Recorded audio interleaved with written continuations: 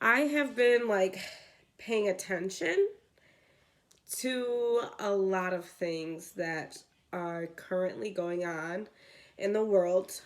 And when I listen to people speak to the opposing side on these topics, a lot of these things I realize they do out of misinformation or misunderstanding. A lot of people, if they would just go and look up a definition or two, then it wouldn't be a problem. Just look up a definition. Just make sure that you are comprehending something correctly, because that is not anybody else's problem but your own. And also, we got to start defining things differently. So, I've decided when I talk about single mothers, I'm talking about single moms as in single mothers, not single women. Because there are some women that have the privilege of having a co-parent who you would call a single woman, but they are not parenting singly. So whether you are a single parent in the terms of a father or a mother, if the other party is either not involved at all or is a deadbeat father or mother who comes in and out of the child's life and is in an active role or part in your child's life. Now, there's custodial parents, there's non-custodial parents. If you two are working together and doing the best that you can do for your kids, you guys have a co-parenting relationship, there's no reason to have that be a part of this topic when it comes to talking about single parenting or single motherhood, because people like to target mothers as single parents for some reason. So that's my first thing that I wanted to address. Let's really get into who is a single parent, who is a single mother. Now, you can be single and be a woman who has children. It's a little different. It's just like when women say, just because I have a child doesn't mean I'm looking for a father figure for my child. I'm looking for a partner for me. People say that all the time. But people kind of misconstrue the meaning of things, and then it gets muddied and it becomes this whole topic that it doesn't need to be. This whole topic about single mothers does not need to be a topic. So no matter what women do, we are looked down on. And I don't care. If there is a single woman who does not want children, we look down on them. Oh, you should be a mom. You're gonna want to be a mom when you're older. Oh, don't get your tube tied because you want to be a mom. Like, this is the type of things that they hear. Oh, you're getting old. You need to make sure you find a man so you can have children. Look, if someone wants to be a mom, they're going to be a mom, whether they have a man or a woman or anybody in between or not. If that's something that they want to do, they would be doing that. I say more power to you. Yep. But the point of the matter is, when a single mom is criticized for raising thugs and raising menaces of society, right? That is not a single mom problem. That is a deadbeat dad problem. Whatever parent whether it's mom or dad, whoever the deadbeat parent is, that's their problem. It's not the parent that's there, because what happens when there is a single parent household, right? One parent household, is that children go and they look around and they look for places to find love and happiness. Okay? They look around and they're trying to fill a hole that the other parent left. And if that single parent is not prepared for this hole to be filled by other things or other people, and as in other things or other people, I mean good things, good people, right? Then that is going to be filled by a negative person or thing. Whether that is drugs, whether that is drugs, whether that is association, whether that is abuse, whether that is neglect, whatever it is, if that person is loving them, giving them that love that they feel like they're missing, then guess what? They are going to fill themselves with that love, right? That's what they're going to do. And it's okay. Not every parent has the support and the money and the resources to put their kids into extracurricular activities, to buy their kids video games, to do these things. And then also you got to think about when there's only one parent, a single parent in the household, right? This leaves a lot of room for when the kids are not being watched. That is the truth of the matter. There is a lot of room, a lot of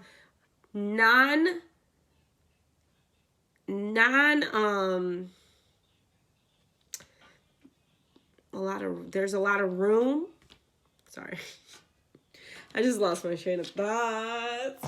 But there's a lot of time, extra time that the kid has to where they may be alone, especially if they're a teenager and they can take care of themselves. Or they may be at other people's house. And I'm sorry to say, but we don't always know whether these people are good associations, especially things like daycares, things like after school programs. We don't know who's there. We don't know what their parents taught them. We don't know this.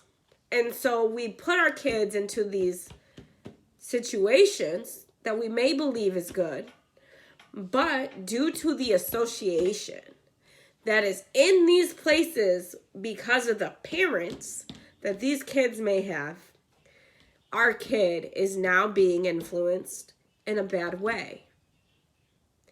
And so there's different types of development. So once you are no longer your kid's main social person to look up to, now you introduce a group of friends. If those friends' parents did not teach their kid right, then what can we do, right? What can we do? And it's still a responsibility of the parent, whether it's a single parent household or not, because let's be real honest. Can we be honest? So let's be real honest. There are a lot of two-parent household children that do end up doing terrible things, end up being on drugs, end up being with bad association, and nobody sits there and blames the two-parent household. But when it happens to single mothers, people blame them all the time. For what? Single dads, same thing happens. But nobody talks about it. But everybody wants to criticize single mothers. And this is why I think it's more of a woman thing when people talk about these types of topics. Because, we can go into, people talk about body count. People talk about this and that. These are to devalue women. I'm sorry, we live in a society that devalues women. And so when a woman is a single one-parent household, a single-parent household, that's what I'm talking about. Now we're going to devalue them. But if it was a father, we're going to give them praise. We're going to, good job for being there. Good job. But the single moms don't get that.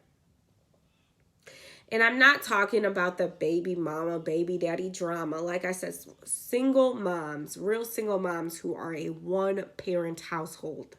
Because I can go into all that. I don't think you should be a bitter baby mama. One day, if that dad wants to be there and is actively taking a role and helping you and giving you money and all that, I don't think the court needs to be involved. I don't think nothing but you two having an understanding that I'm going to give you half the money for our kid and you're going to give me the other half. It's as easy as that. When you start to involve court systems and family matters, it becomes a very muddy. And I don't care if it's a good co-parenting relationship or they're trying to establish that. That is the baseline, and that is a family. You are a family through your child. That's why, if in my case, so my son's sperm donor is abusive. So no, I don't consider him my family because he beat the living shit out of me. And my family does not do that. They do not. I'm sorry. Like, it's just not a thing that my family does not. So that's why I don't consider him my family. But if I had a good, willing second parent that wanted to be involved in my son's life, I would allow him to be there. As long as he's not leaving and going and coming as he wants. As long as he's not doing this. And if he was, I would give him chances. I would say, so honey, bruh, because now you my brother. Okay? Now you my bro. I'll be like, bruh, why ain't you showing up for your kid? I would have that real conversation with them. I would have that real conversation like, where are you? Where have you been? Why are you putting other things in front of your child? And if you're the dad, I would do the same thing to a mom that is in and out of their child's life. I'd do the same thing. Why are you doing this? What did the kids do to you? If you don't like me, that's okay. Because at a certain point, we don't need to talk anymore. When my son gets a certain age, we don't got to talk anymore. It's between you and him. Okay, honey? So, like, a lot of the times we as adults get our feelings in between and start, how do I say it? We let our feelings judge our oh, it's so bad. What I want to say. Stop letting your feelings of being bitter because the person left you due to whatever it was, whether it was you were not a good partner, whether it was you were low-key. And when I say low-key, I mean high-key, mentally abusive or verbally abusive or any type of abusive. And you decide to come back into your child's life, put that on the side. You have to understand that you put yourself in this position. You cheated on her when she was pregnant. You didn't treat her right when she was pregnant. You did all these things. And then if it's vice versa, right? If it's a father that is a single parent and the mom is trying to get back in their life, remember, he is protecting your children from your inability to be there, from your unstable mental health, from you, because those are his kids too. But you have to understand when you're entering these situations, why certain things have to happen. Like, I'm telling you this because I think it's important. If my son's sperm donor chooses one day to be a father, because he ain't a father, he ain't a baby daddy, okay? He's a sperm donor at this point. He gave me his sperm and he left. He has not paid for a cent of my son's life. My son's 4 years old. I've paid for everything. My mom's paid for everything. His mom paid for everything back in the day. So his sisters, his brothers, whoever, it wasn't him. It wasn't him. I think he maybe bought one formula for my son. maybe one pack of diapers. Like, literally. So if he were ever, though, to try to come back in my life, I am definitely going to be wary for my child. And for my child's safety, he is going to have to go through the court system. It's unfortunate because that is not something that I enjoy doing or would want to do, right? It's not something that I look forward to, because I would rather be able to take care of family matters outside the court system. But because of the history of domestic violence and how bad the domestic violence got, I would have to, for my child's safety, involve the court system, right? I would have to involve the court system for my son's safety, because now his safety is being in question. And that is why DCFS held my son for 16 months, because they wanted me to understand that his dad was a danger to me and him. Okay? And so, sperm donor. Sorry, I said dad. It's fine. I usually call him my son's father, but he's not a father. He's not a dad. He's a sperm donor. At this point, that's what he is. And it's unfortunate. And it sucks. But, like, at the end of the day, I don't care. Like, I just don't. What else do I want to talk about? So yeah, this is just me rambling. Like, this is not, I didn't write anything down. This is just a topic that I've heard a lot about and I have a lot to say about. So yes, we need to give single dads as much credit as single moms and vice versa. Because I feel like the dads that show up, and the dads that do show up, because we got to remember there are moms that abandon their children too and that are deadbeat.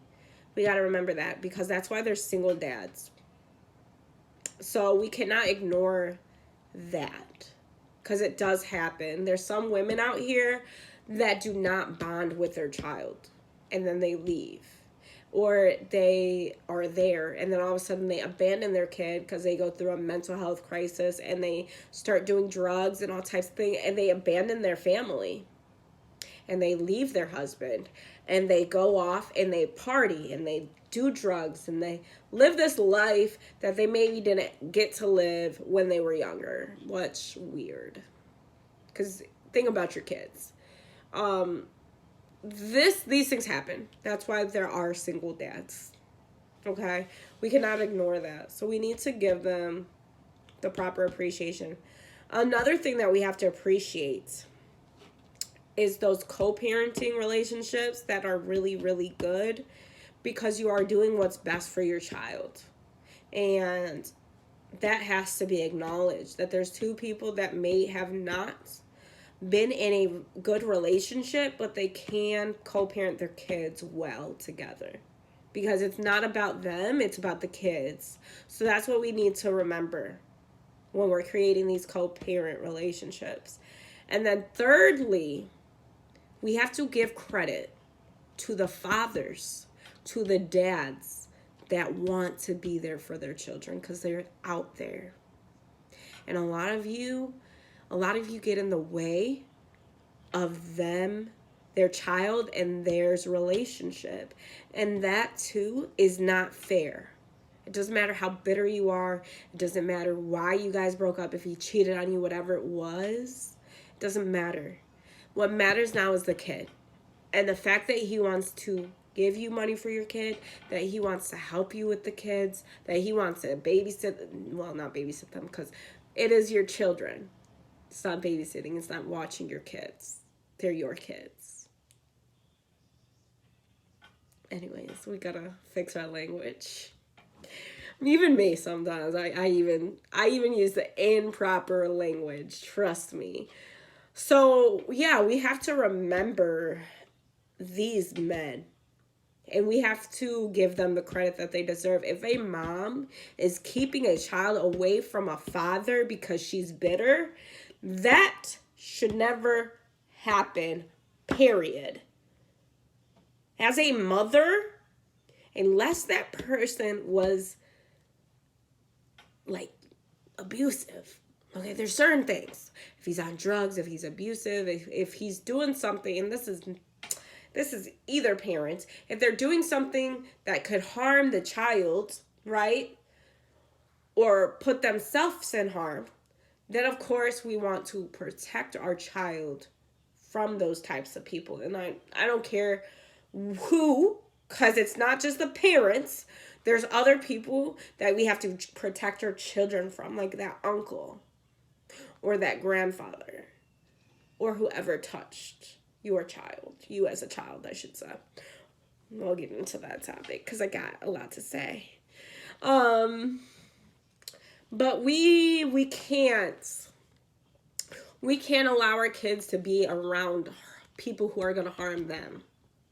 But if the other parent is not going to harm the children, then it's your duty to somehow figure out how to co-parent together.